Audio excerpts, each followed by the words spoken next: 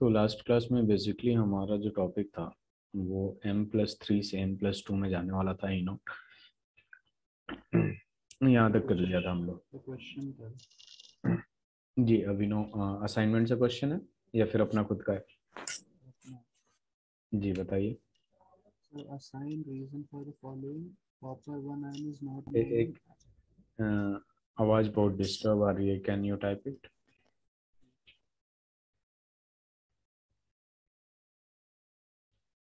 आपको कोई problem?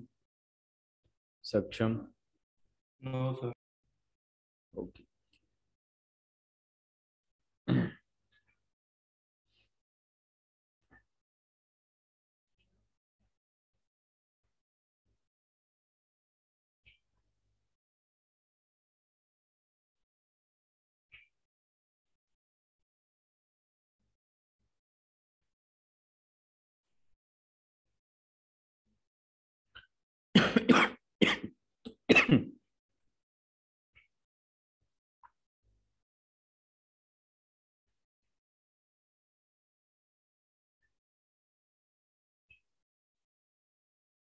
Okay, CU1। तो यहाँ देखिए अभिनव, यहाँ पे बेसिकली क्या लिखा आपने, Cu+1 जो है एक्वस सॉल्यूशन में क्यों होता है? Is not present in aqueous form. Cu+1 is not present in aqueous form, इसमें क्यों नहीं होता है? ठीक है, तो यहाँ पे बेसिकली देखिए Cu बेसिकली Cu+2 में होता है। इसमें करने का रीजन क्या है बेसिकली? ये एक तो पहला रीजन ये है कि Cu+2 जो होता है वो ज्यादा स्टेबल होता है Cu+1 से। अब ये क्यों होता है एक्चुअल में? देखिए यहाँ हाइड्रेशन इंथैल्पी की बात आ जाती है, और हाइड्रेशन इंथैल्पी का मतलब क्या हो गया? जैसे मान लीजिए Cu+2 से हमें किस में जाना है? Cu+1 में जाना है, यानी एक इलेक्ट्रॉन को रिमूव करना है। और चूंकि इसका हाइड्रेशन इंथैल्पी काफी ज्यादा होता है, हाइड्रेशन इंथैल्पी ज्यादा होता है, इस वजह से एक इलेक्ट्रॉन नहीं निकलता, और ये इजिली नहीं निकलता, और ये Cu+2 में ज्यादा स्टेबल रहता है। ठीक है, जबकि Cu+1 में आने में ये लेस स्टेबल हो जाता है, क्योंकि एनर्जी यहाँ देना पड़ता है हमें। आपको पता है exothermic reaction, endothermic reaction. Endothermic reaction में बेसिकली आपको क्या करना पड़ता है? इसमें ऐड करना है एक इलेक्ट्रॉन। एंडोथर्मिक रिएक्शन में आपको एनर्जी जब देते हैं तो जो प्रोडक्ट होता है वो लेस स्टेबल देन रिएक्टेंट होता है, इस वजह से ये Cu+2 में होता है, Cu+1 में नहीं होता है। ठीक है।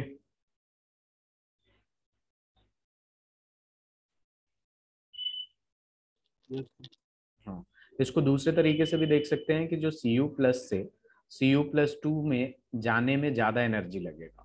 ठीक है, लेकिन जो हाइड्रेशन इंथैल्पी होता है इसका बहुत ज्यादा होने की वजह से जो ये एनर्जी लगता है इसको इसमें कन्वर्ट करने में, उसको कंपेंसेट कर देता है, इस वजह से ये Cu+2 में ज्यादा स्टेबल होता है।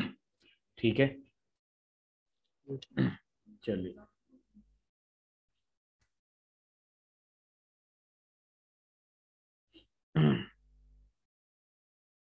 तो यहाँ कुछ पॉइंट्स मेरे साथ लिखिएगा, फिर मैं इसको एक्सप्लेन कर दूंगा, साथ साथ में लिखते जाइएगा। वेट अ मिनट, ये अब्रप्टली कभी कभी बंद हो जाता है, तो टेंशन ना लीजिएगा, विद इन अ सेकेंड खुल भी जाएगा।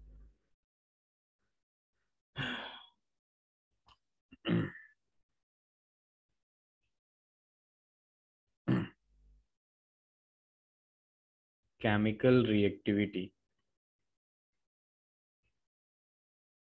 And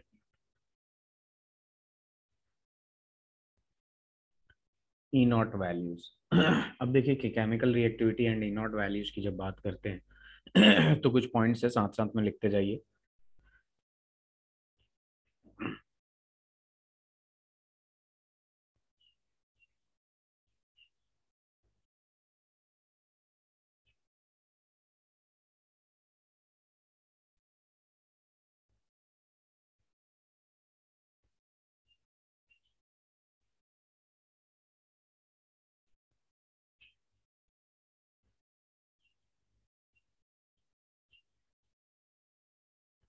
transition metals very widely in their chemical reactivity. अलग अलग साइज होता है, अलग अलग ऑक्सीडेशन स्टेट होता है, वेरी करता है, इस वजह से इसका केमिकल रिएक्टिविटी भी क्या करता है? वेरी करता है। दूसरा पॉइंट लिख लेंगे।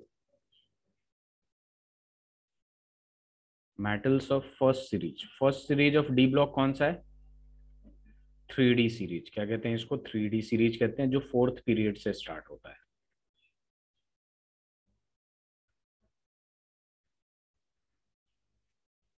Are relatively more reactive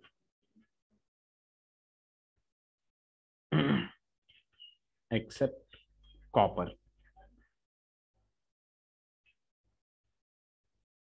and are oxidized by 1 molarity of H plus। ये इसके प्रॉपर्टीज होते हैं, काफी ज्यादा रिएक्टिव होता है। थर्ड पॉइंट लिख लेंगे, titanium and vanadium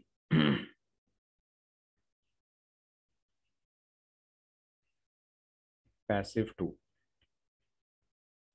dilute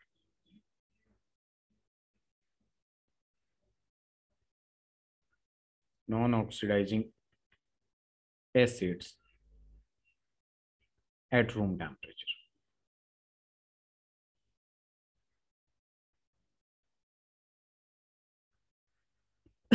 next point एक और लिख लेंगे, E naught values for M+2/M।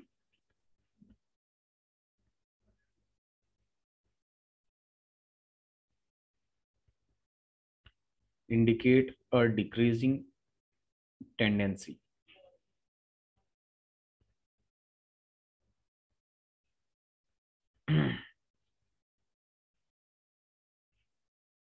to form cations across the series।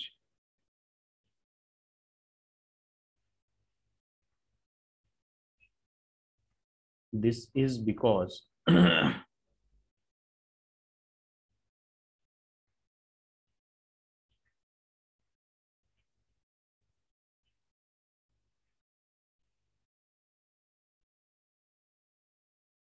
और ऐसे लिख सकते हैं, this is related two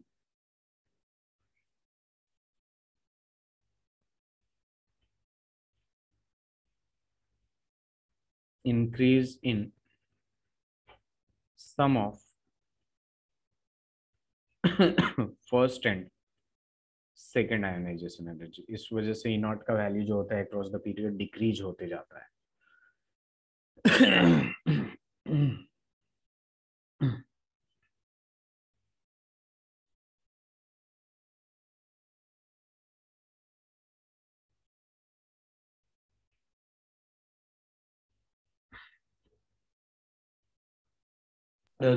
point है, टाइटेनियम और वेनेडियम बेसिकली ये नॉन ऑक्सीडाइजिंग एसिड होता है, ऑक्सीडाइजिंग एसिड नहीं होता, ऑक्सीडाइज नहीं करता है। ठीक है। हो गया आपका अभिनव? यस। थोड़ा सा ये डेटाबेस होता है तो थोड़ा सा अजीब सा लगेगा, फिजिकल केमिस्ट्री में बेसिकली उसमें कॉन्सेप्ट वगैरह होता है, मैथमेटिक्स होता है, तो थोड़ा इंटरेस्टिंग सा लगता है। इससे बोर नहीं होइएगा, पढ़ते रहिएगा इसके बारे में। E naught values for Mn+2/Mn, Ni+2/Ni और Zn+2/Zn are more reactive, more negative, not reactive। ये ज़्यादा नेगेटिव होता है। तो यहाँ देखिए, आपको पता है कि D5 Mn+2 की जब बात करते हैं तो इसके आउटर मोस्ट सेल में कितने इलेक्ट्रॉन होता है? D5 होता है। एंड Zn की जब बात करेंगे हम लोग, तो Zn+2 में जब बात करेंगे तो यहाँ पे कितना होगा? D10 होगा कि नहीं? D10 होगा। ठीक है। तो ड्यू टू हाफ फील्ड और full filled, due to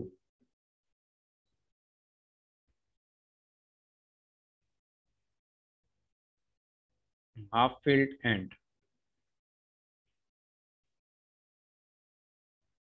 full filled electronic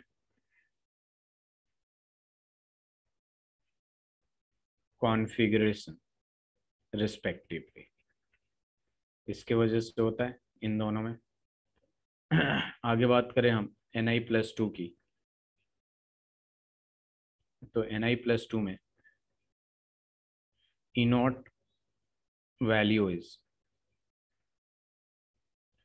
related to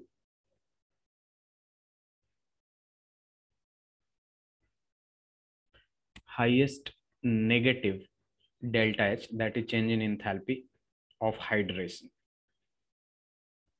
बहुत ज्यादा नेगेटिव हाइड्रेशन एंथैल्पी होता है, इस वजह से इसका इनॉट का वैल्यू नेगेटिव जाता है। उसके बाद बात करें हम Ti+2 हो गया, V+2 हो गया एंड Cr+2 हो गया। Cr+2 हो गया इसके बारे में तो यहाँ लिख सकते हैं स्ट्रॉन्ग रिड्यूसिंग एजेंट्स, ये सारे के सारे स्ट्रॉन्ग रिड्यूसिंग एजेंट होते हैं and liberate dihydrogen from dilute acid. ये तो ऑलरेडी पता है आप लोगों को कि मेटल है, एसिड से रिएक्ट करेगा तो क्या लिबरेट करेगा, डाइहाइड्रोजन लिबरेट करेगा। सिंपल सी बात है। उसके बाद इसकी भी बात कर लेते हैं Mn+3 के। Mn+3 एंड यहाँ पे चलिए एक रिएक्शन दिखा देते हैं कि ये डाइहाइड्रोजन कैसे लिबरेट कर रहा है। वैसे तो पता ही होगा आप लोगों को। यहाँ पे अगर हम क्रोमियम को लेते हैं +2 में, 2 मोल ले लेते हैं एक was सॉल्यूशन में, और यहाँ पे तो इसको क्या कर देगा, ये 2Cr+3 में चला जाएगा और ये किस में चला जाएगा, H2 में चला जाएगा। सिंपल। तो लिबरेट करते हुए देखिए आपको डाइहाइड्रोजन लिबरेट करता है। उसके बाद करें Mn+3 एंड CO+3, ये दोनों जो होता है आपका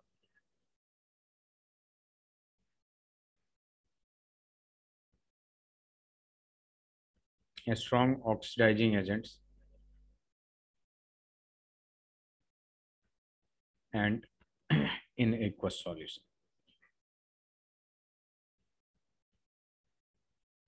जब अभी हम लोग मैंगनीज पोटेशियम पर मैंगनेट पढ़ेंगे, पोटेशियम डाइक्रोमेट पढ़ेंगे, अभी उसका प्रॉपर्टीज देखेंगे तो उसमें पूरा पता चलेगा कि ऑक्सीडाइजिंग एजेंट कितना है, कहाँ से कहाँ तक जाता है, किस मीडियम में कितना ऑक्सीडाइज होता है, खुद का रिडक्शन करता है। तो एन फैक्टर वगैरह सब कुछ निकालेंगे।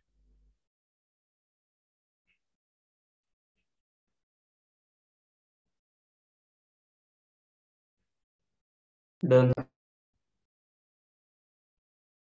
अभिनव, Done. Very good.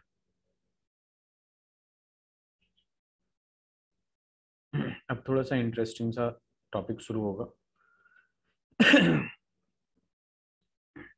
Potassium P block की तरह जो रिएक्शन हम लोग बैलेंस कर रहे थे, बेसिकली उस टाइप का पोटेशियम पर मैंगनेट। याद है ना एन फैक्टर से कैसे बैलेंस कर रहे थे हम लोग या नहीं? इसके हाँ, तो देखिए सबसे पहले इसमें हम वही बात करेंगे, प्रिपरेशन कर लेंगे।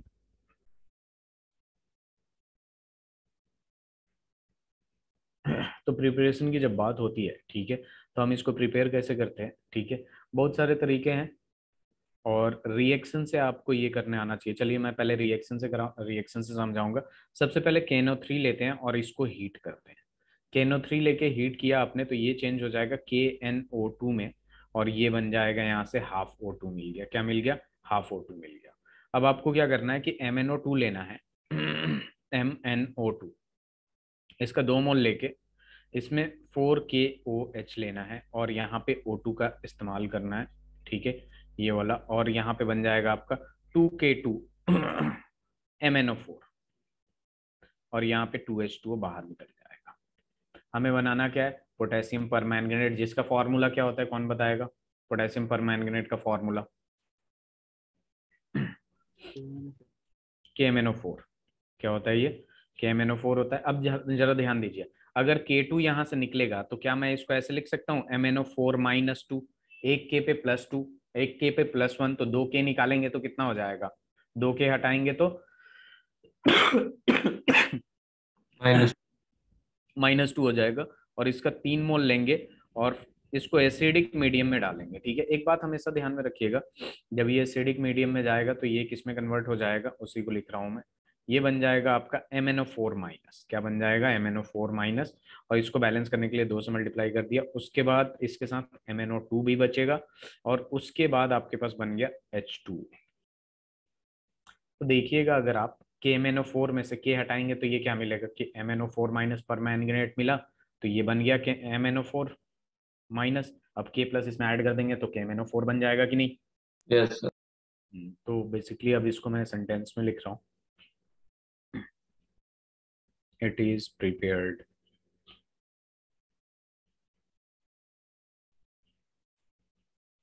फ्रॉम, ये एक और होता है पैरोलोसाइट, पैरोलोसाइट जिसको मैंगनीज वाला और होता है, और MnO2 कहते हैं, इसको कहते हैं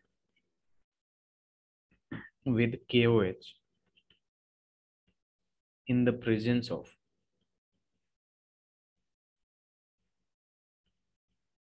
oxidizing agent like KNO3. The dark green colour भी इसमें पूछता है direct, the dark green potassium, अरे wait a minute, the dark green यहाँ तक लिख लिया था आप लोगों ने, लिखते जाइए।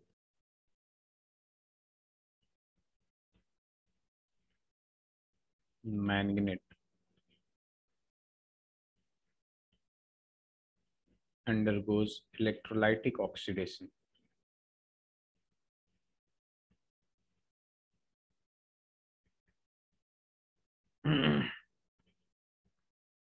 to produce potassium permanganate which is KMnO4. तो ये है आपका डार्क ग्रीन, ठीक है।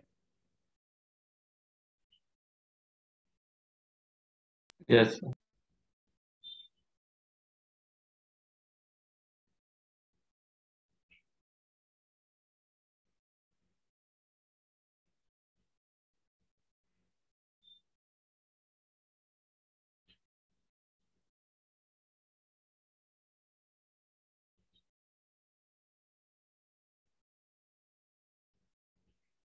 Done, sir. अभिनव चलिए हो गया, ठीक।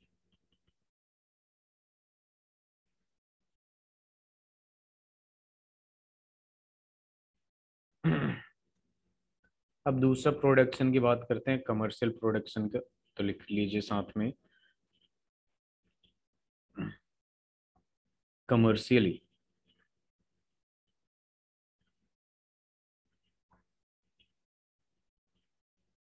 it is prepared by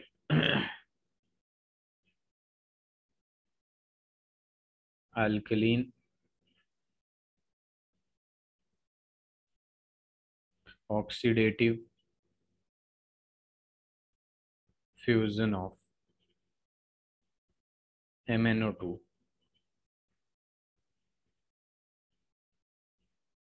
followed by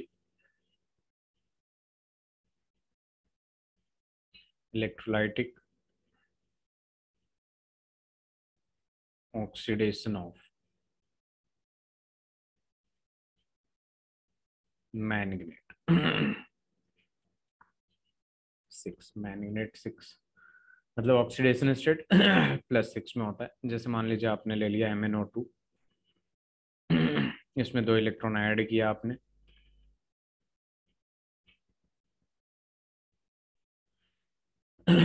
fused with potassium hydroxide and oxidized with air और KNO3। तो यहाँ पे अपने पास जो प्रोडक्ट दे देगा वो दे देगा MnO4-2, मैंगनेट बन गया। अब इस MnO4-2 को क्या करना है, इलेक्ट्रोलाइटिक ऑक्सीडेशन कराना है, इलेक्ट्रोलाइटिक ऑक्सीडेशन इन अल्कलीन मीडियम। तो यहाँ पे अपने पास जो प्रोडक्ट दे देगा MnO4- दे देगा, पर मैग्नेट प्लस 1 इलेक्ट्रॉन।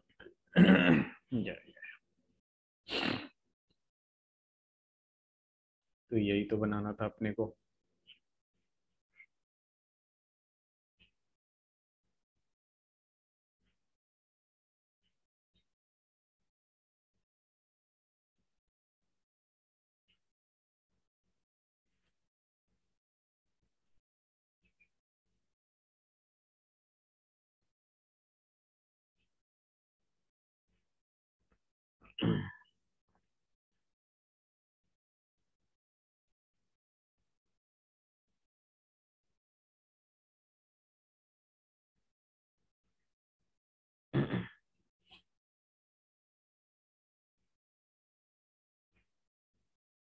हो जाए तो बताइएगा।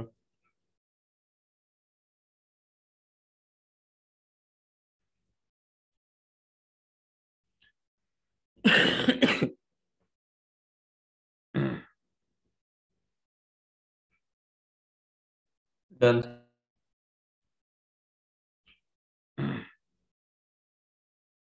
आपका भी हो गया ना अभिनव? अब कमर्शियली के बाद, हाँ ठीक है, नहीं हुआ होगा तो बता दीजिएगा प्लीज। थर्ड की बात करते हैं हम लोग। तो देखिए यहाँ पे अब किसकी बात करेंगे हम लोग? लैबोरेटरी। इन लैबोरेटरी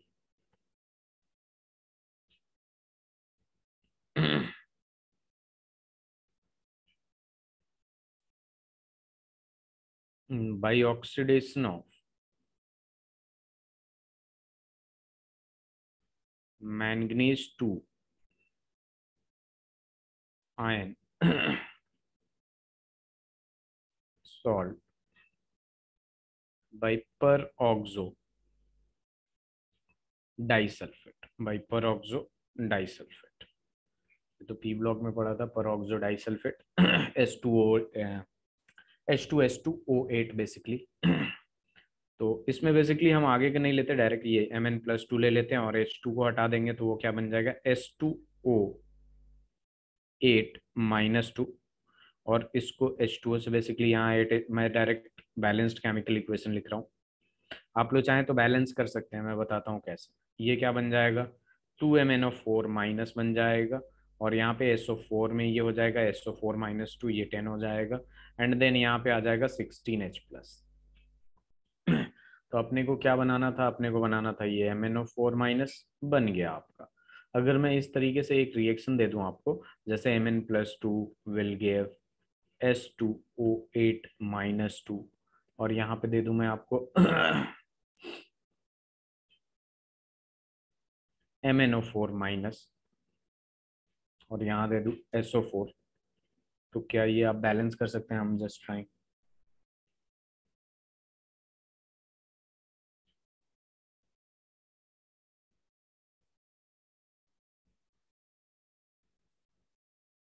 ये बैलेंस कर सकते हैं आप लोग?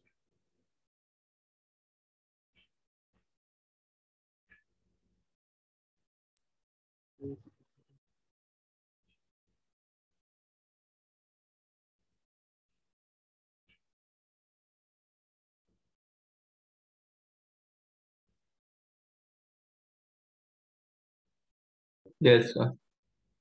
चलिए बैलेंस करके बताइए। सर ये सेम ही तो है। तो बैलेंस कर लिया आपने? हाँ सर, सेम ऊपर वाली आ जाएगी।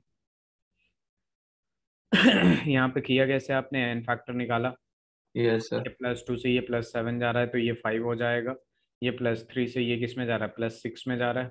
प्लस किस में जा रहा है? +4 में जा रहा है या +6 में?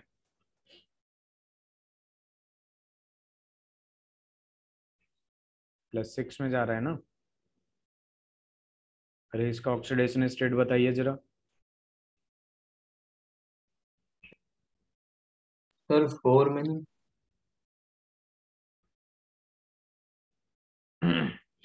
+4 में जाएगा, चलिए बैलेंस कर लीजिएगा, इजीली हो जाएगा।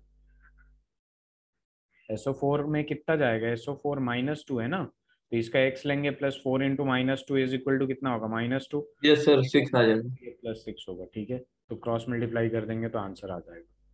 चलिए अभिनव, ये फीमेल है। चलिए अब टॉपिक डालिएगा जरा properties.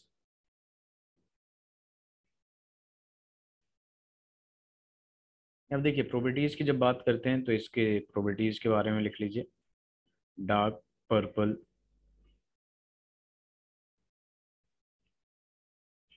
needles like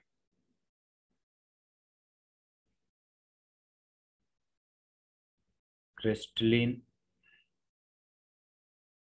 solid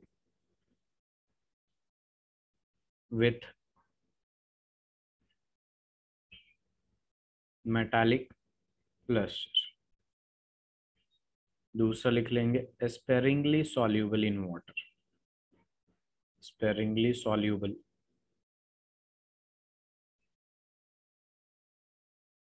in water। Third लिखेंगे decomposes on heating, decomposes on heating। अब कैसे डिकम्पोज करता है तो देख लीजिए, ये 2KMnO4 है, इसको मैंने हीट किया तो ये चला जाएगा K2MnO4 plus MnO2 plus O2। ठीक है। फोर्थ जो है acts as a powerful oxidising agent, an acidic, alkaline and neutral medium. अगर ये ऑक्सीडाइजिंग एजेंट है तो इसका रिडक्शन होता होगा, जिस जो ऑक्सीडाइजिंग एजेंट होता है उसका रिडक्शन होता है कि नहीं? Yes sir.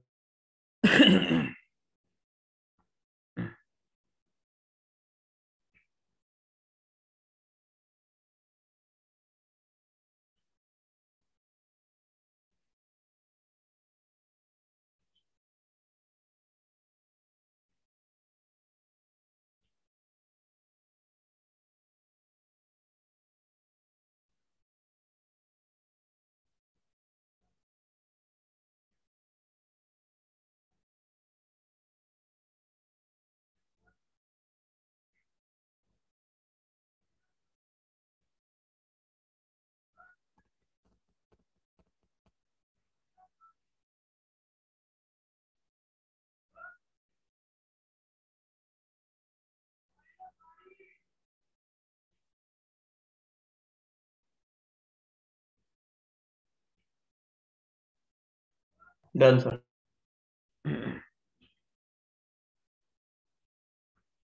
तो देखिए यहाँ पे एक चीज आपको ध्यान में रखना होगा, वो ये कि ये ऑक्सीडाइजिंग एजेंट तो होता है लेकिन खुद का रिडक्शन होता है, तो किस मीडियम में कितना रिडक्शन होता है। अगर ध्यान दीजिए इधर एसिडिक मीडियम है ना, ठीक है, बेसिक मीडियम है और आपका न्यूट्रल मीडियम है, तो ये एसिडिक बेसिक न्यूट्रल मीडियम में ये क्या होता है, +7 से सीधे +2 में चला जाता है। बेसिक मीडियम की बात करें तो ये +7 से +6 में जाता है, एक गेन करता है। और न्यूट्रल की बात करें तो +7 से +4 में ही जाएगा, ये ध्यान में होना चाहिए बस। और ये जिसको ऑक्सीडाइज करता है तो वो कहाँ से कहाँ तक जाता है ये भी पता होना चाहिए।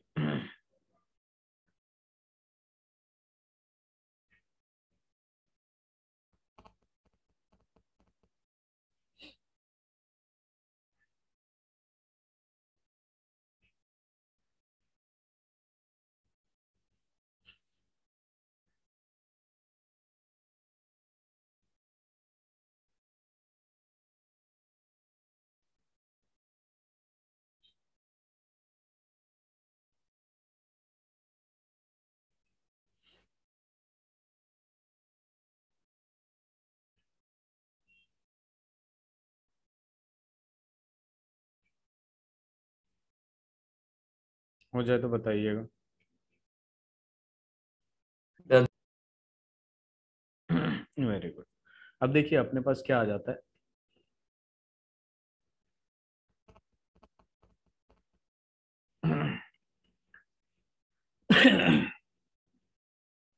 यहाँ पे सबसे पहले टॉपिक डालिएगा इन एसिडिक मीडियम। एक मैं कराऊंगा, बाकी सारी चीजें आपको करनी है। इन एसिडिक मीडियम, ठीक है।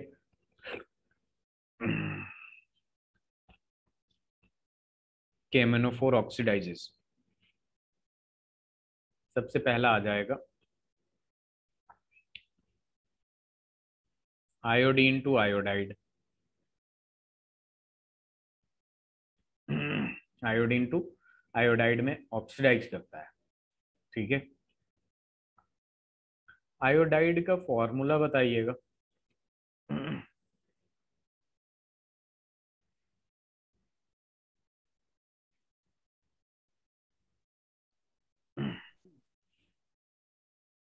इसको उल्टा कर लीजिएगा। फॉर्मूला क्या होता है आयोडाइड का? आवाज नहीं आ रही है अभिनव आपकी।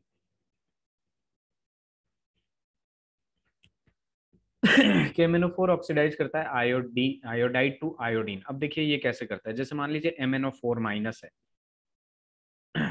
ये क्या होगा, एसिडिक मीडियम में, मैं एक पूरा रिएक्शन लिख रहा हूँ, एसिडिक मीडियम में 8H प्लस, मैं डायरेक्ट बैलेंस इक्वेशन लिख रहा हूँ।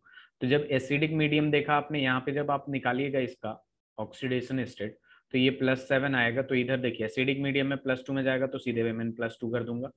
और चूंकि ये +2 हो गया, और इधर वाटर अगर ऐड करना है तो डायरेक्टली ऐड कर दीजिए, या फिर बाद में आप करना चाहें तो कर सकते हैं। 8H है तो इसलिए 4H2O ऐड कर देता हूं मैं। कितना? 4H2O। अब जरा ध्यान दीजिएगा, ये क्या करेगा कि आयोडाइड आयन को बेसिकली ये किस में कन्वर्ट कर देगा, आयोडीन में कन्वर्ट कर देगा। किस में कन्वर्ट कर देगा? आयोडीन में। 2 आयोडीन है तो 2 इलेक्ट्रॉन निकलेंगे, और यहाँ पे 2I-। अब यहाँ पे बस आपको क्या करना है, सिंपल सी बात है, आपको यही करना है कि इसके इलेक्ट्रॉन से इसमें और इसके इलेक्ट्रॉन से इसको मल्टीप्लाई करके लिख देना है। जब मल्टीप्लाई करके लिखिएगा तो ये क्या हो जाएगा, 2MnO4 माइनस, और ये क्या हो जाएगा, 10 इलेक्ट्रॉन, इलेक्ट्रॉन लिखने की जरूरत नहीं है, ये 16H प्लस हो जाएगा। और लेफ्ट हैंड साइड में नीचे वाले में क्या आ जाएगा, 10I माइनस हो जाएगा। और ऊपर वाले में राइट हैंड साइड पे क्या आ जाएगा, पहले 2Mn+2 लिख लीजिए, और फिर ये 5I2 लिख लीजिए, 5I2, और उसके बाद जैसे मर्जी, और 2 4 जा 8H2O हो जाएगा।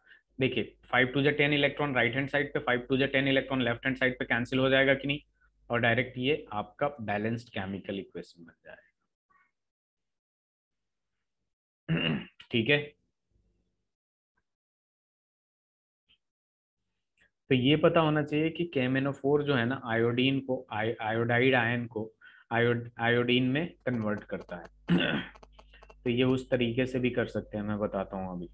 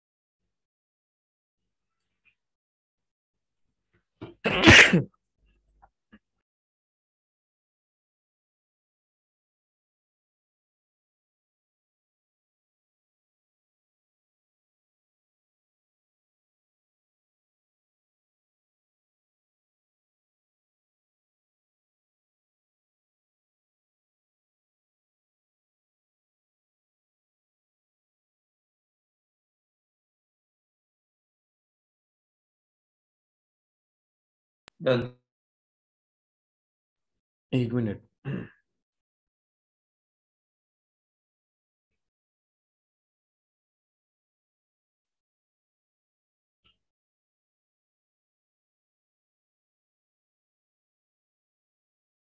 चलिए हो गया आप लोगों का। अब जरा यहाँ ध्यान दीजिएगा, आप तो बहुत ही आसान है। अगर मैं आपको सीधे देना होता तो ऐसे भी दे देता था MnO4 माइनस, और यहाँ पे क्या हो जाता I माइनस, जो कि आपका किस में कन्वर्ट होता चूंकि ये एसिडिक मीडियम में अगर बोल रखा है H प्लस डाल दीजिए पहले से ही, ताकि पता चले एसिडिक मीडियम में या फिर सेंटेंस में लिखा होगा, तो ये किस में जाएगा Mn+2 में, और आपको पता होना चाहिए कि ये किस में इसको ऑक्सीडाइज करता I2 में।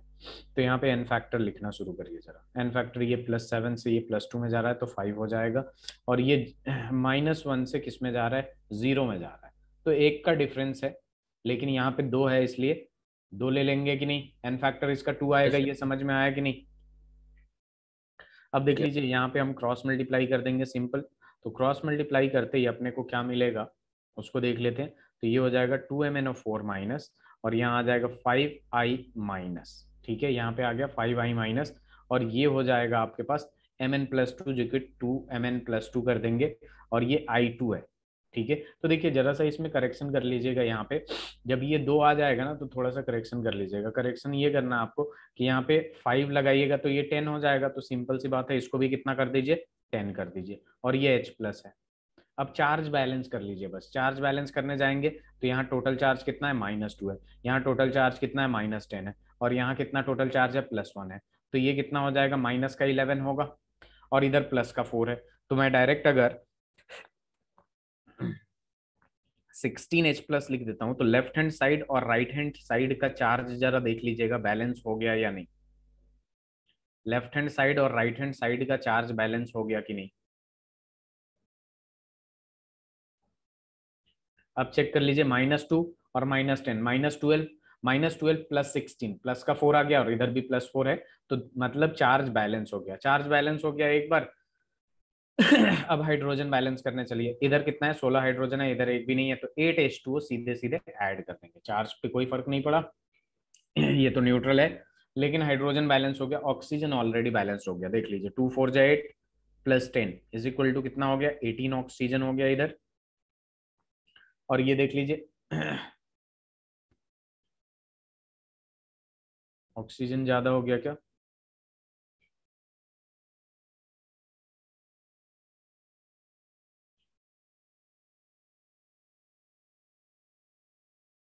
अच्छा ये तो गलती कर दिया मैं, आई को क्यों काउंट कर लिया 8 ऑक्सीजन है लेफ्ट हैंड साइड पे, और राइट हैंड साइड पे भी कितना है, 8 ऑक्सीजन है। बात समझ में आई मेरी, चलिए इसे लिख लीजिए। ये तो बस मैं एक्सप्लेनेशन दिया हूँ जो पी ब्लॉक में भी कराया था आप लोगों को। यम्मी टम्मी हो गया,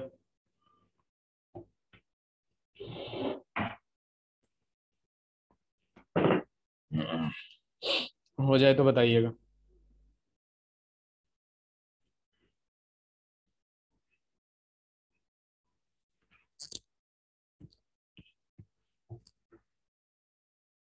डन। ये पहला था बेसिकली आपका आयोडाइड से आयोडीन जाने का। अब जो दूसरा आता है ना, वो आ जाता है आपका फेरस से फेरिक में जद, वेट अ मिनट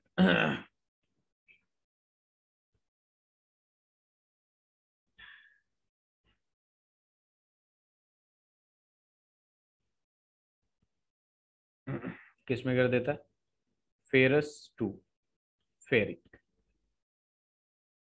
अब ये फेरस टू फेरिस का मतलब ये है कि ये बेसिकली Fe+3 जो है वो किस में चला जाता है, Fe+2 में जाता है। कब जाता है, अब मैं डायरेक्ट उतना डायरेक्ट बैलेंस नहीं करूंगा, आप लोगों को करना है। सबसे पहले MnO4 माइनस, MnO4 माइनस को मैंने बोल दिया Fe+3 में डाला आपने, in the presence of acid. ये रिएक्शन कब हो रहा है, एसिड के प्रेजेंस में, तो ये किस में जाएगा, Mn+2 में, और ये किस में कन्वर्ट हो जाएगा, Fe+2 में। अब इसे बैलेंस करके बताइए एग्जैक्ट रिएक्शन क्या आ रहा है, कर सकते हैं ना आप लोग। Yes. Very good.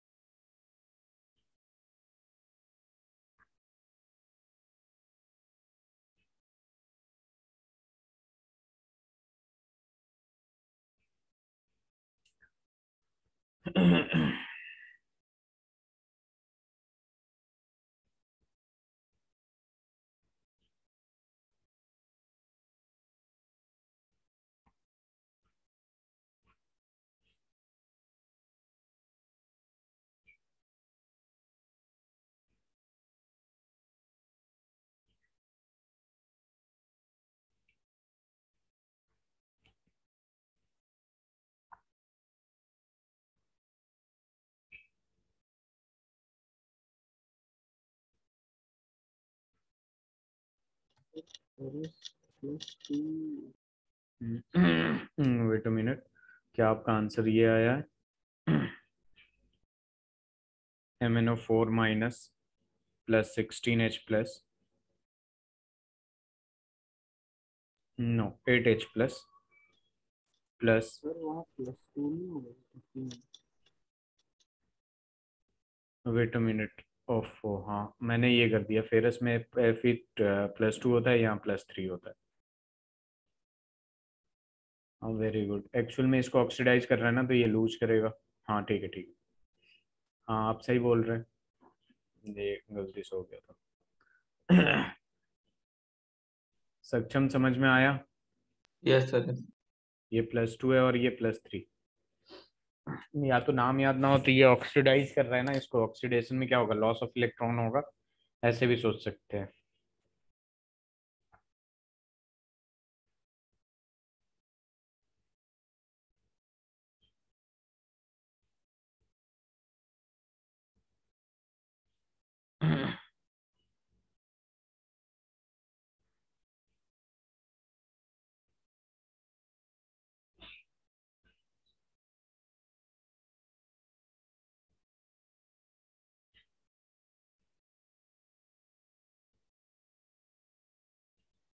Very good,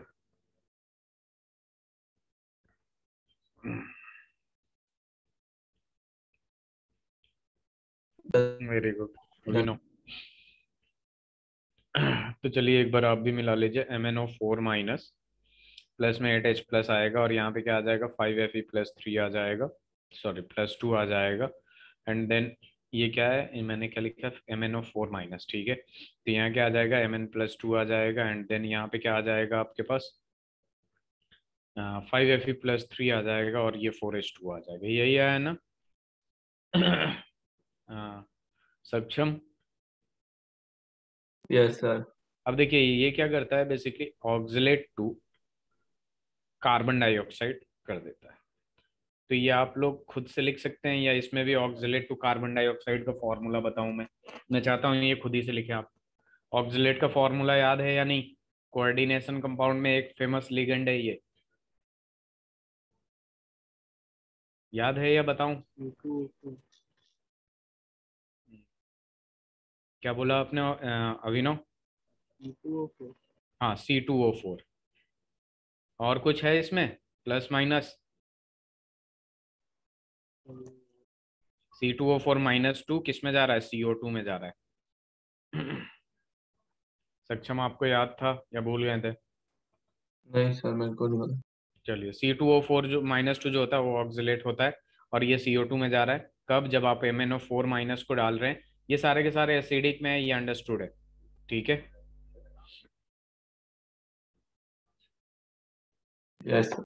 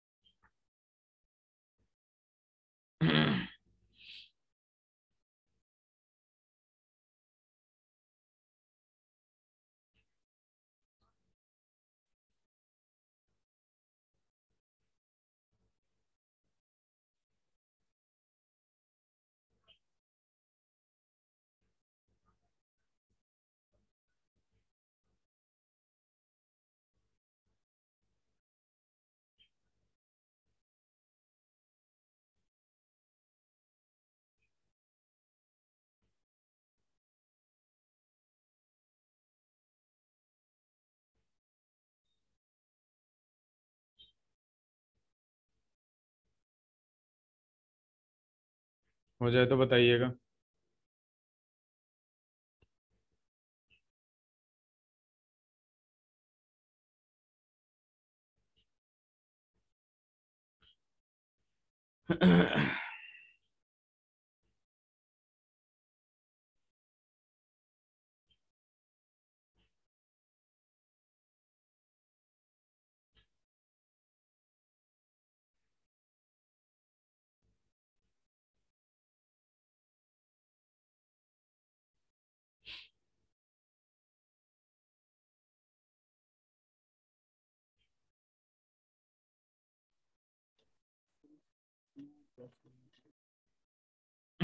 हो गया आपका अभिनव?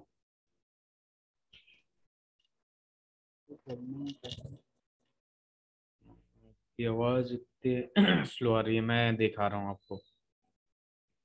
MnO4 माइनस है। इसमें आपने C2O4 डाला एसिड के प्रेजेंस में, तो आपको ये पता है कि Mn+2 है, और ये किस में जा रहा है? CO2 में जा रहा है। सिंपल सी बात है।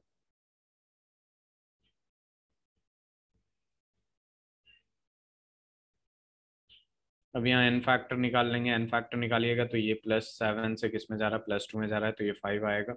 और ये बेसिकली किस में जा रहा है? +3 से +4 में जा रहा है। ठीक है, तो ये एक का डिफरेंस आ रहा है, 2 कार्बन है यहाँ पे। जब इस तरीके का आएगा तो थोड़ा सा आपको ध्यान रखना पड़ेगा। एन फैक्टर यहाँ पे जस्ट सपोज 2 हो गया। कितना हो गया आपका? 2 एन फैक्टर हो गया। अब क्रॉस मल्टीप्लाई कर दीजिए।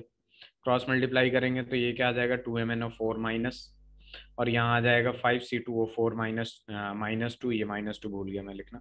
और यहाँ क्या आ जाएगा आपके पास?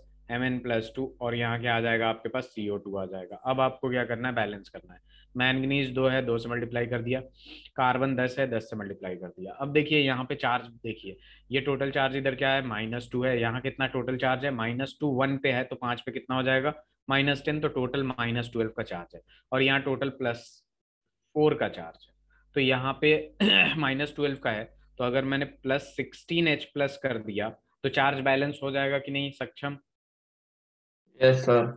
और चार्ज बैलेंस हो गया तो हाइड्रोजन 16 आ गया, तो 8H2O ऐड कर देंगे, तो हाइड्रोजन भी बैलेंस हो जाएगा। ऑक्सीजन अपने आप बैलेंस हो चुका है। 2 4 जा 8, 5 4 जा 20, 28। यस सर हो गया। यस सर, मेरा थोड़ा 28। गलत हो गया। हाँ बोलिए, हो गया? यस सर हो गया। सर वो मैंने 2 नहीं लिया था, वहां पे 1 लिया। अच्छा, उसका ध्यान रखा करिएगा। जी सर। चलिए, अब फोर्थ जो है बेसिकली हाइड्रोजन सल्फाइड है। हाइड्रोजन सल्फाइड को जबकि MnO4 डालते हैं आप, तो ये सल्फर में चेंज कर देता है। किस में चेंज करता है? सल्फर में। तो यहाँ पे फॉर्मूला लिख दें, हाइड्रोजन सल्फाइड को S-2 लिख दूं क्या मैं? H2 को हटा दिया। ये किस में जा रहा है? S में जा रहा है, सल्फर में जा रहा है। चलिए इसको करिए जरा।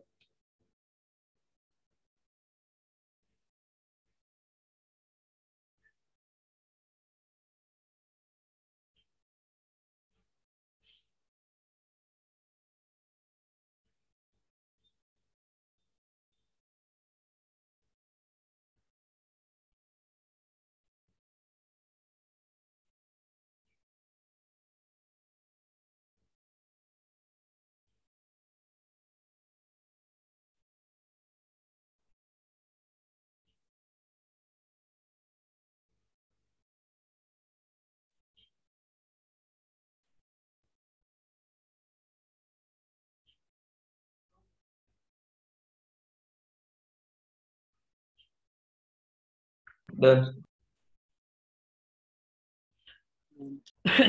हो गया? तो क्या आप लोगों का आंसर ऐसा कुछ आया है क्या? मिला लीजिएगा। 2MnO4 minus +16H+ +5S-2 will give 2Mn+2 +8H2O +5S। ये आया है सक्षम? Yes sir. चलिए, फिफ्थ वाला एक और कर लीजिएगा। Sulphite to sulphate. सल्फाइट का फॉर्मूला पता है आप लोगों को? सल्फाइट ये खुद ही से करिए पूरा का पूरा। अगर नहीं पता है तो पूछ लीजिए सल्फाइट का फॉर्मूला।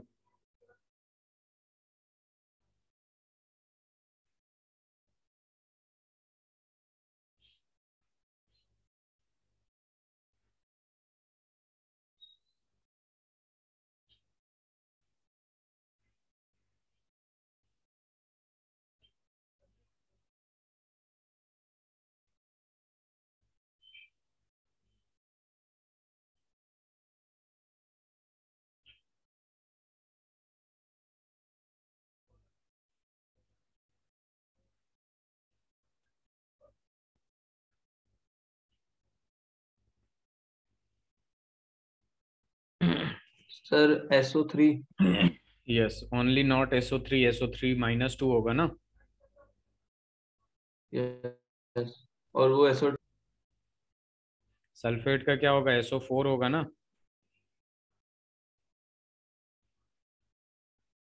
Yes sir. चलिए ये वाला कर लीजिए। लास्ट है, फिर एसिडिक मीडियम का पूरा एक साथ लिख लेंगे, न्यूट्रल मीडियम का एक साथ लिख लेंगे, alkaline medium which means basic medium का एक साथ लिख लेंगे।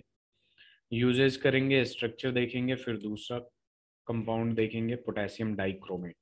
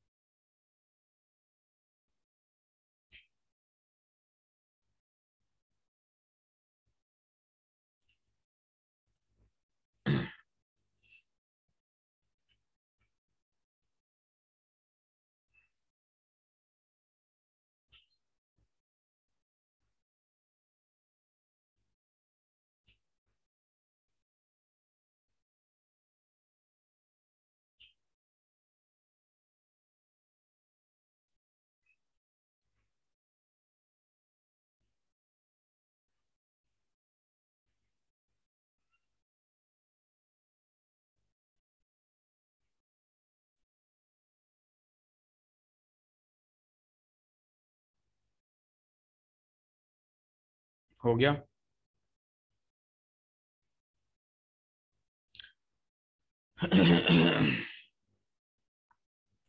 Yes sir.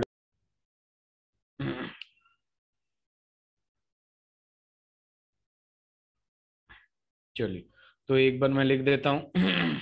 सिंपल सी बात है, इसका रिएक्शन लिख देता हूँ, आप मिला लीजिएगा। दोनों लोग 2MnO4 minus plus A6H plus will give 5SO3 minus 2, will give 2Mn plus 2 and 5SO4 minus 2 and then plus 3H2। ठीक है, यस। यही आया ना।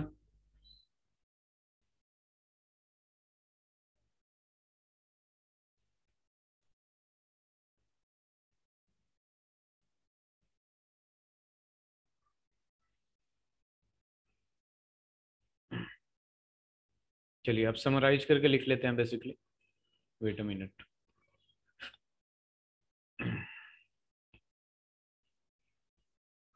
सबसे पहले एसिडिक मीडियम।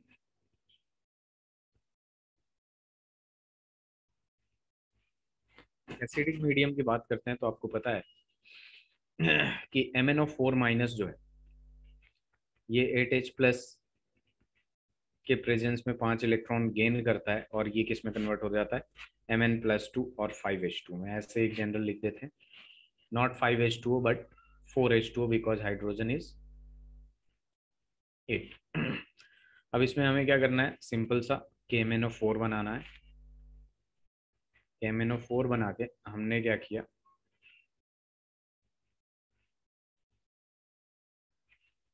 Fe+2 के प्रेजेंस में ये कहाँ जाएगा, Fe+3 में जाएगा। Fe+2 डालेंगे इसमें तो, या फिर यूं कह लीजिए C2O4 -2 में अगर KMnO4 एसिडिक मीडियम में डालेंगे तो ये CO2 में जाएगा। ये एक साथ लिख देता हूँ एक जगह। आयोडाइड आयन में डालेंगे तो बेसिकली I2 में जाएगा। एंड देन आपका SO3 सल्फाइट में डालेंगे आप तो ये सल्फेट बन जाएगा। एंड देन आपके पास एक और आ जाता है SO2, ये वाला नहीं करवाया हूं मैं तो ये याद रखिएगा, H2SO4 में जाता है। बेसिकली SO4 -2 में ही ये भी जाता है, इसको ऐसे SO4 -2 भी लिख सकते हैं। समझ रहे हैं बात को। और अगर आपने इथाइल अल्कोहल डाला, इथाइल अल्कोहल का फॉर्मूला क्या होता है, C2H5, तो वो सीधे सीधे एसिटल्डिहाइड बन जाएगा। यही सब तो यूज किया जाता है आपका ऑक्सीडाइजिंग एजेंट, जो ऑर्गेनिक केमिस्ट्री में डायरेक्ट आपका कोई इतना ज्यादा ऑक्सीडाइजिंग एजेंट होता है कि आपका एल्कीन से अल्कोहल बना देता है एंड ऑल दैट। याद आया। Yes sir. चलिए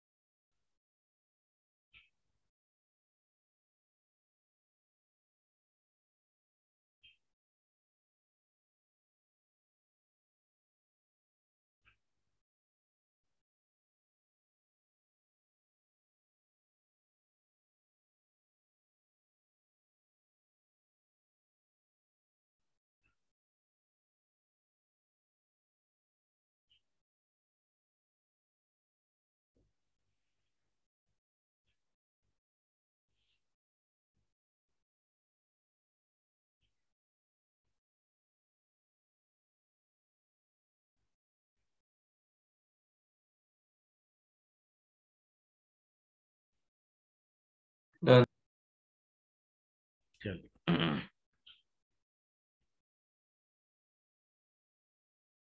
अब देखिए जो दूसरा अपने पास वो आता है एसिडिक मीडियम के बाद neutral medium. Generally maximum question जो बनता है आपका एसिडिक मीडियम पे ही बनता है। तो न्यूट्रल मीडियम में भी मैं आपको दिखा देता हूँ MnO4 माइनस जो है वो 2H2O के प्रेजेंस में दो 3 इलेक्ट्रॉन लेता है बेसिकली और ये कन्वर्ट हो जाता है MnO2 में। अगर याद हो तो बेसिक न्यूट्रल में मैंने यही लिखवाया था आपको और ये 4OH माइनस इधर दे देता है। ठीक है, अब ये KMnO4 में KMnO4 एक मिनट रुक जाइएगा जरा चेक करिए तो यहाँ पे ऑक्सीडेशन स्टेट बताइए जरा कितना है MnO4 माइनस में। ये +7 है, +7 से ये यहाँ पे किस में जा रहा है +4 में जा रहा है। ठीक है, न्यूट्रल में इतना जाता है।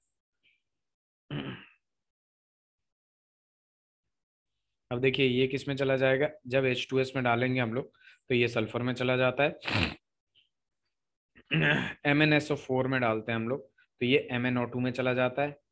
और फिर आपके पास एक और रिएक्शन आता है Na2S2O3 में डालते हैं तो ये Na2SO4 में चला जाता है, सोडियम सल्फर। तो ये हो जाता है आपका न्यूट्रल मीडियम का। फिर बात करेंगे हम लोग अल्कलीन मीडियम का।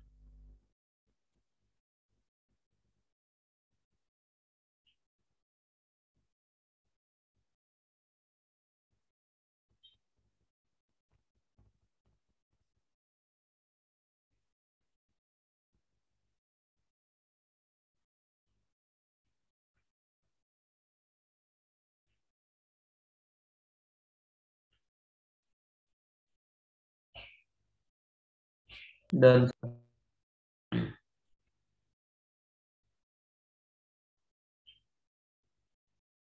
चलो अब बात कर लेते हैं थर्ड वाला अल्कलीन मीडियम, अल्कलीन या फिर कह लीजिए बेसिक मीडियम। बेसिक मीडियम की जब बात करते हैं तो यहाँ पे देखिए ये क्या होता है 2KMnO4, बेसिकली बेसिक मीडियम ले लिया 2KOH तो ये कन्वर्ट कर देता है 2K2MnO4 प्लस H2O। यहाँ से ऑक्सीजन भी निकलता है। तो यहाँ पे हमारे पास क्या आ जाएगा KMnO4 Ki को in the presence of base KiO3 में कन्वर्ट करता है और ये देखिए एल्कीन को अल्कोहल में कन्वर्ट करता है CH2OH।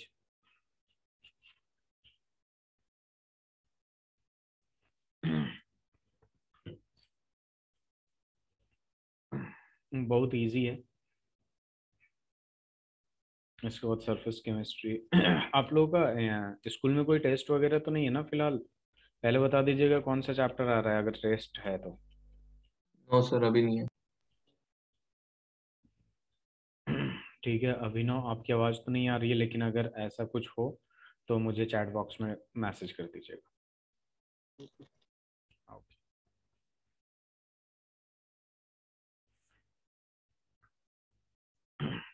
हो गया। वेट।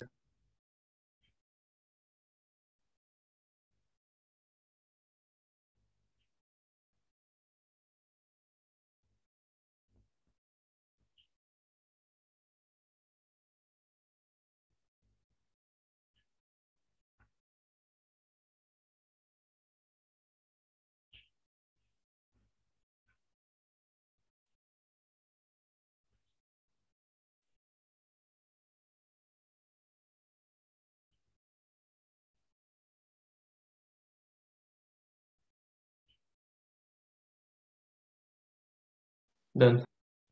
Very good. अब बात कर लेंगे हम लोग सीधे सीधे यूजेस की। तो यहाँ देख लेंगे यूजेस ऑफ KMnO4। अब देखिए यूजेस ऑफ KMnO4 की जब बात करते हैं तो ये कहाँ कहाँ यूज होता है लिखते जाइए मेरे साथ।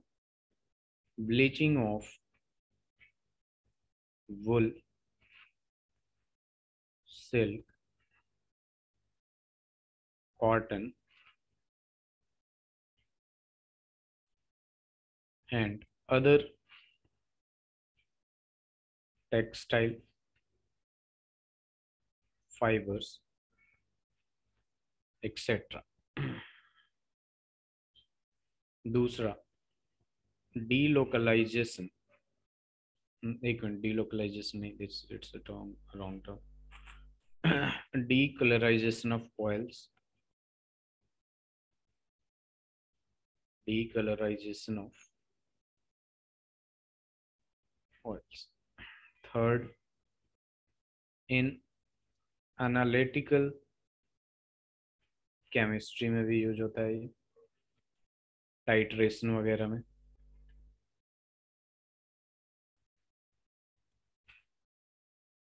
उसके बाद in orange organic synthetic, in organic synthesis. एक और लास्ट लिख लीजिएगा, disinfectant. As disinfectant of water and used in dry cells as well as dry cells.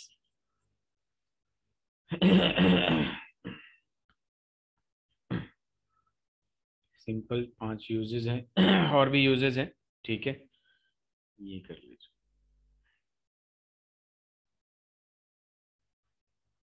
Done. अभिनव आपका भी हो गया. चलिए अब देखिए अपने पास क्या आ जाता है, इसके स्ट्रक्चर की बात करते हैं. एक मिनट.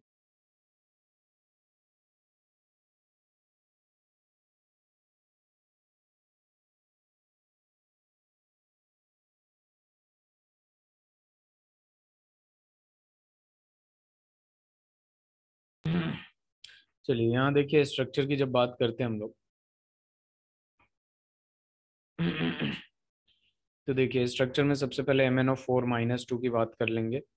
यहाँ आ जाएगा Mn और ये आ जाएगा O negative, O negative, double bond O, double bond O. Manganate ion, ये बेसिकली ग्रीन होता है, ग्रीन, तो यहाँ लिख देंगे हम लोग ग्रीन. उसके बाद आ जाएगा आपका MnO4- की बात करेंगे. तो बेसिकली ये 3 डबल बॉन्ड वाले वो होते हैं और एक सिंगल बॉन्ड वाला होता है, और ये आपका आ जाता है परमैंगनेट आयन, और इसको लिखे, ये पर्पल कलर का होता है. किस कलर में होता है? पर्पल. इसे लिख लीजिए.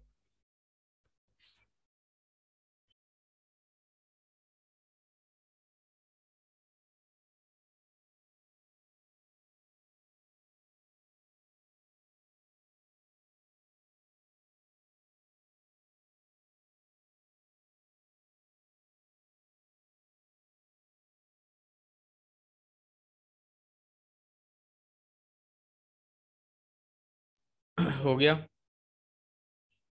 डन. Very good. अब देखिए इसके बाद दूसरा कंपाउंड आ जाता है जिसको हम लोग क्या कहते हैं? पोटेशियम डाइक्रोमेट कहते हैं. Potassium dichromate. अब देखिए पोटेशियम डाइक्रोमेट की जब बात करते हैं तो यहाँ पे क्या आ जाता है? K2Cr2O7. तो यहाँ पे सबसे पहले बात आती है प्रिपरेशन की. तो ये हो गया प्रिपरेशन.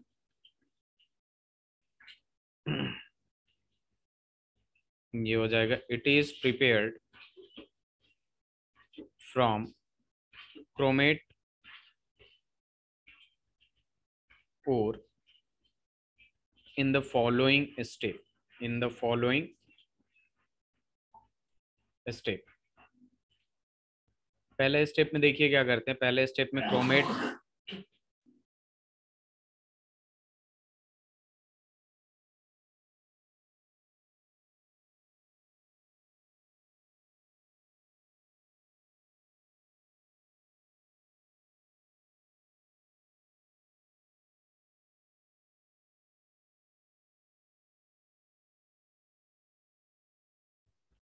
पहले स्टेप में देखिए क्या करते हैं हम लोग, यहाँ पे बेसिकली क्रोमेट ओर को लेते हैं, क्रोमेट ओर को फ्यूज करते हैं, is fused with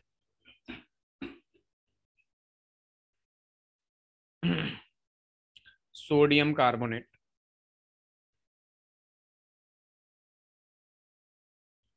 in presence of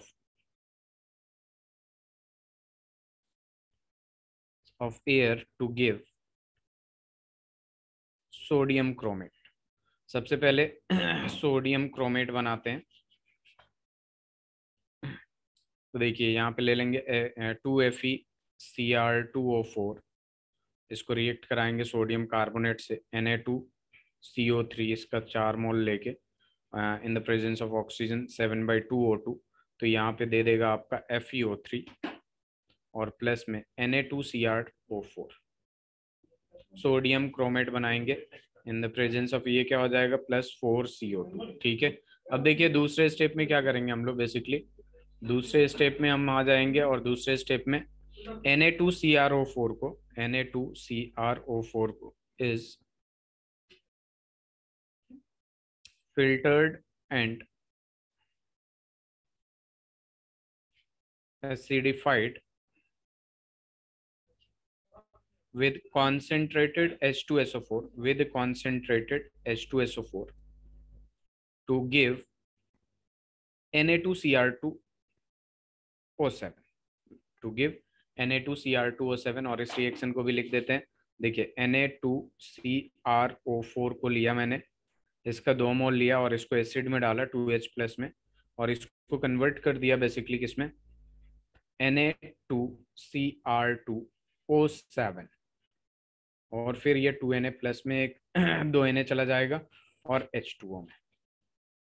यहाँ तक लिख लीजिए, फिर बताइए।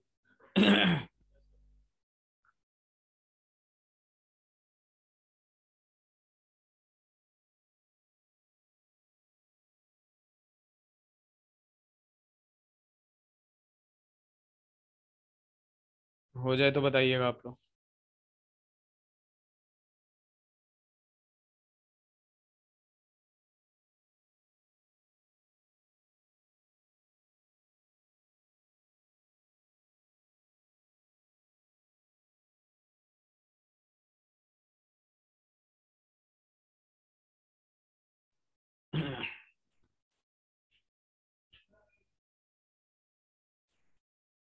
हो गया,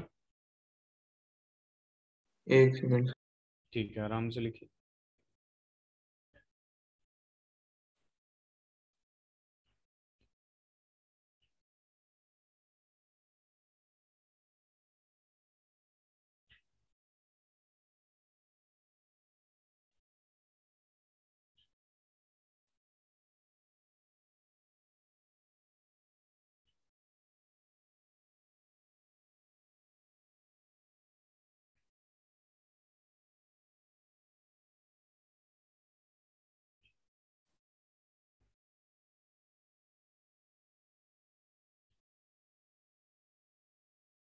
डन।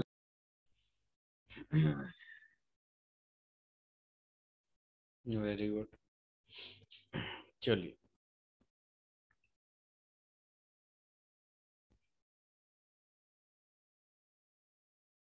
अब स्टेप 3 की बारी है। स्टेप 3 में देखिए क्या हो जाएगा कि ये जो सोडियम है डाइक्रोमेट वाला solution, sodium dichromate solution is treated with potassium chloride to give K2Cr2O7, simple K2Cr2O7 दे देगा। यानी यहाँ पे देख सकते हैं आप लोग Na2Cr2O7 प्लस 2KCl, ये दे देगा अपने को K2Cr2O7 जो हमें चाहिए, और plus 2NaCl।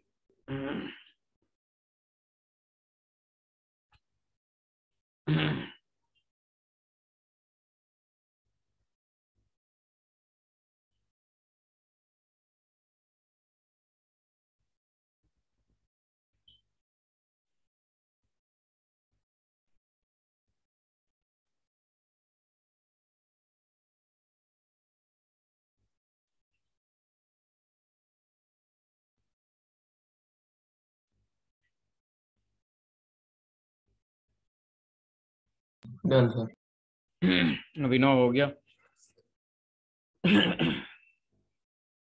Yes.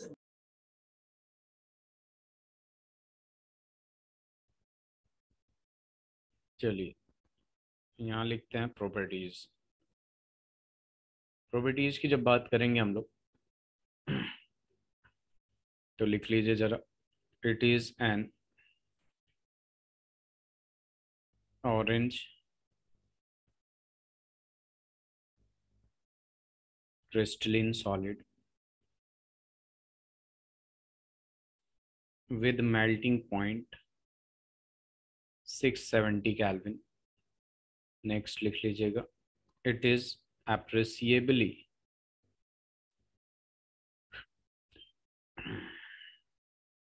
soluble in hot water but moderately soluble in cold water.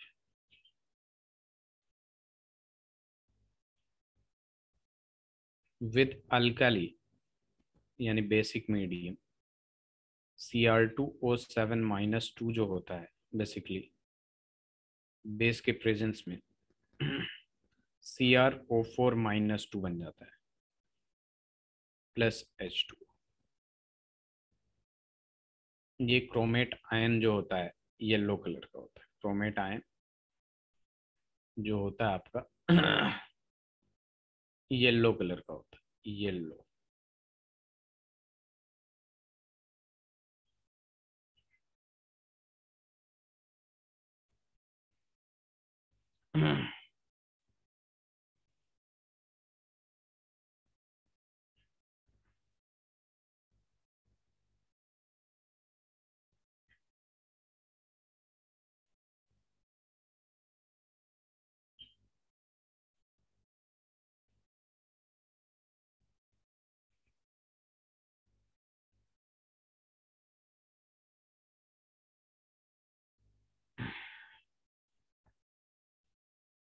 हो जाए तो बताइएगा।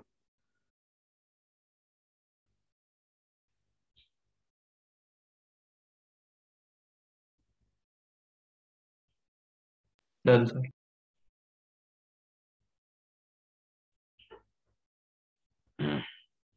चलिए सी तक लिख लिया था आपने, डी का लिखिए। विद एसिड, एसिड के साथ देखेंगे क्या रिएक्शन करेगा। 2Cr O4 -2 बेसिकली 2H+ के साथ रिएक्ट करके ये वापस से ये दे देता है Cr2O7 -2 और प्लस H2। ये डाइक्रोमेट आयन जो होता है ऑरेंज रेड का होता है, ऑरेंज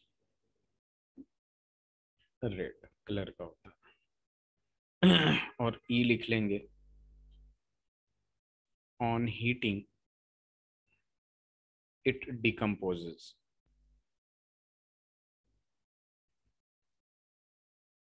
जैसे K2Cr2O7 को आपने हीट किया तो ये चेंज हो जाएगा K2CrO4 plus 2 mole of 2Cr2O3 plus 3R2। ये हो जाएगा आपका पोटेशियम क्रोमेट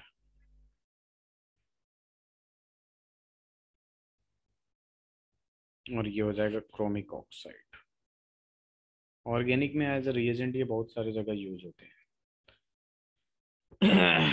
तो इसे लिख लीजिए।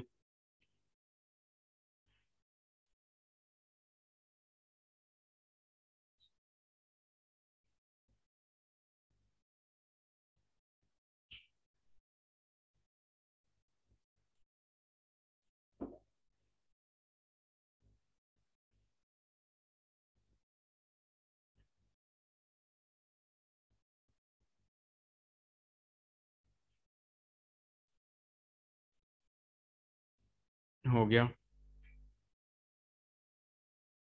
एक सेकंड।